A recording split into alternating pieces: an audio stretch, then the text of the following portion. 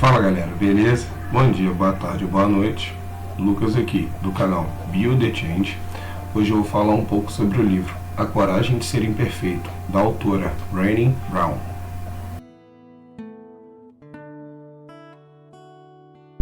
Fala galera, vou falar um pouco sobre o primeiro capítulo agora, que ele cita a cultura de não ser bom o suficiente. O que a autora quer dizer com isso? Que a maioria das pessoas, a partir do ponto que ela se compara com o que é exposto na mídia, ela perde um potencial incrível que é de não ter a noção do seu desempenho no passado para o seu desempenho no futuro, a partir do ponto que você se compara com uma pessoa que não passa pelo que você passou. Então, o que a autora incita que seja interessante para a gente conseguir perpassar essa cultura da escassez que a mídia expõe para a gente, é você se comparar com o seu eu do passado e não ou a outra pessoa do presente.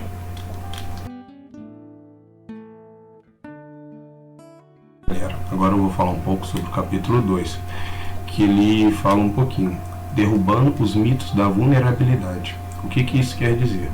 Que a gente tem tendência a acreditar que vulnerabilidade é associada com fraqueza e não necessariamente essa relação é verdadeira. Bom, a autora coloca que estar aberto é ser vulnerável.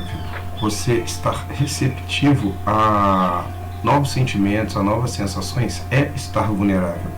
Vou citar uma frase que a autora coloca que eu acho muito interessante, que ela fala da seguinte forma: vulnerabilidade é incerteza, risco e exposição emocional. Não é confortável, mas é real.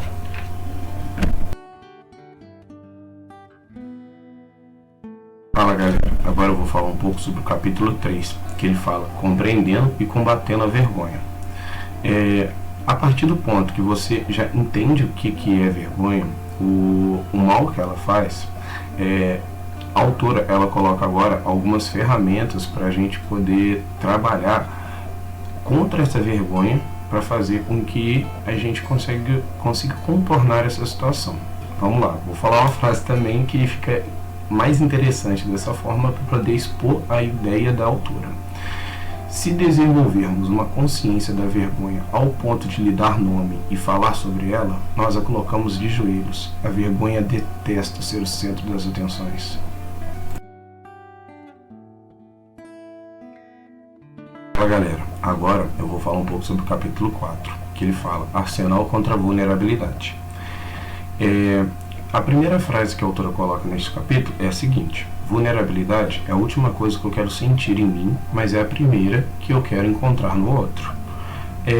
O que isso quer dizer? Que sempre quando nos depararmos com alguma conversa onde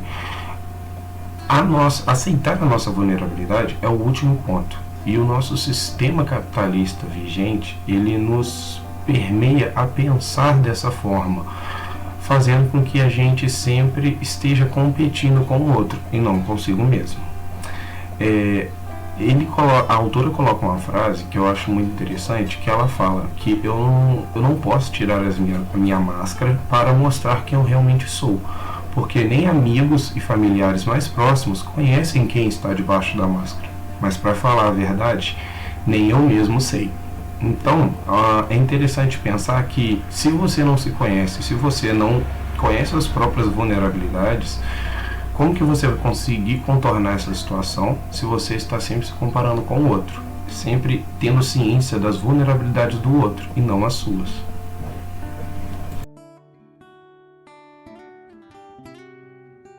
Fala galera, eu vou falar um pouco agora sobre o capítulo 5, que a autora coloca aqui. Trabalhando a falta de motivação. Bom, uma frase que mexeu bastante comigo foi a primeira frase do capítulo, que ela já fala: devemos prestar atenção no espaço em que separa o lugar onde estamos e o lugar onde queremos estar. E mais importante do que isso, ela coloca que precisamos praticar as virtudes que consideramos importantes em nossa visão de mundo. O que isso quer dizer? Que você tem que ter ciência de onde você está hoje e de onde você quer chegar, o que você almeja e deseja para sua vida. Você tendo ciência, você colocando isso no papel, você contextualizando essa ideia, você consegue ter uma dimensão do que é necessário fazer para conseguir chegar naquele ponto. E que se você não for condizente com aquelas verdades e virtudes que você sabe que são necessárias para chegar naquele ponto, você vai se tornar uma pessoa desmotivada. Então, a sua motivação é criar um hábito, criar uma rotina que vão fazer você sempre estar mais próximo de onde você quer chegar e mais distante de onde você está.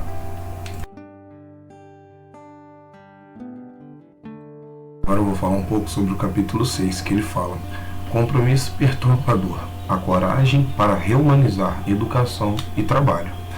A autora coloca da seguinte forma o começo do capítulo: não se engane, conversas honestas sobre vulnerabilidade e vergonha são perturbadoras.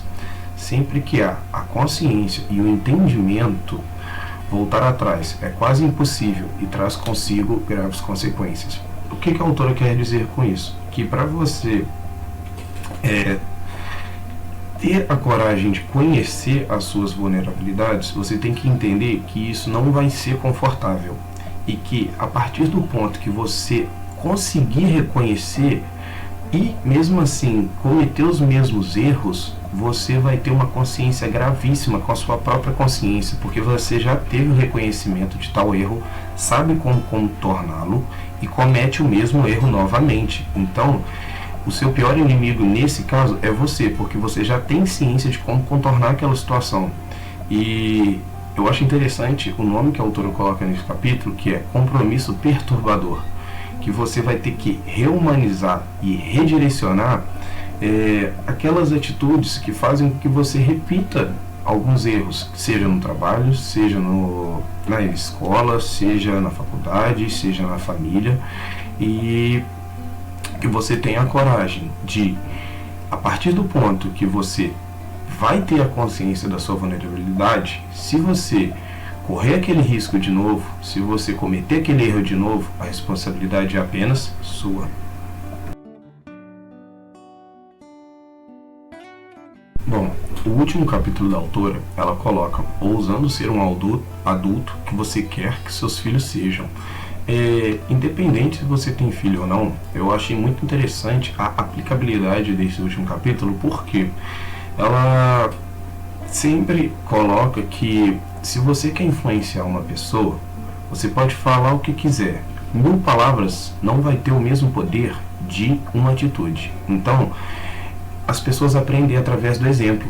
Se você quer influenciar a vida de alguém, seja você uma pessoa melhor, seja você o melhor exemplo que você possa apresentar para aquela pessoa, mas tem que ser um exemplo verdadeiro, real, onde você vai se permanecer leal àquelas virtudes que você está querendo propagar.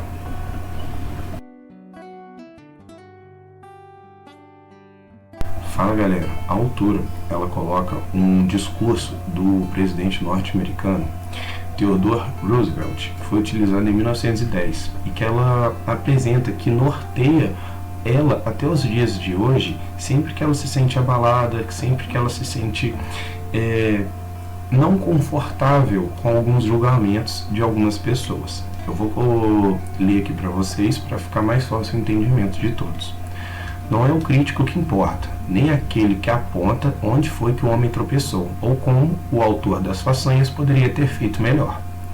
O crédito pertence ao homem que está por inteiro na arena da vida, cujo rosto está manchado de poeira, suor e sangue, que luta bravamente, que erra, que decepciona, porque não há esforço sem erros e decepções, mas que, na verdade, se empenha em seus feitos, que conhece o entusiasmo, as grandes paixões, que se entrega em uma causa digna, que, na melhor das hipóteses, conhece o final, o triunfo da grande conquista, e que, na pior, se fracassar, ao menos fracassa, ousando grandemente. Eu acho muito interessante a autora expor esse discurso, porque o que ele quer dizer com isso? Que mesmo você errando, mesmo você se decepcionando, ao menos você tentou. Você foi lá e fez. Eu vou dar um exemplo que vai ficar mais fácil a elucidação desse discurso, que seria, você quer pedir um aumento para o seu chefe, ou você quer chegar naquela menina, ou chegar naquele rapaz. Se deu errado, tudo bem, você pelo menos foi lá e tentou, você ousou. Tenha coragem de ser visto.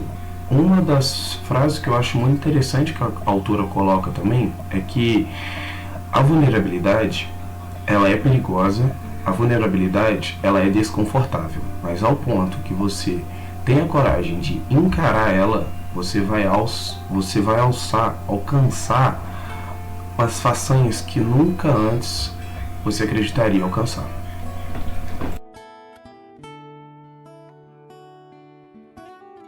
Bom, galera, eu queria agradecer pelo tempo de vocês, por vocês terem disponibilizado, nem que seja um pouquinho dele, para poder acompanhar um pouco da minha trajetória aqui no canal e ter um compreendimento dos resumos que eu tento fazer e trazer aqui para vocês sobre alguns dos livros que eu acompanho e leio, tá bom? Eu agradeço, meu nome é Lucas, sou dono do canal Build Change. Curta, compartilhe esse vídeo.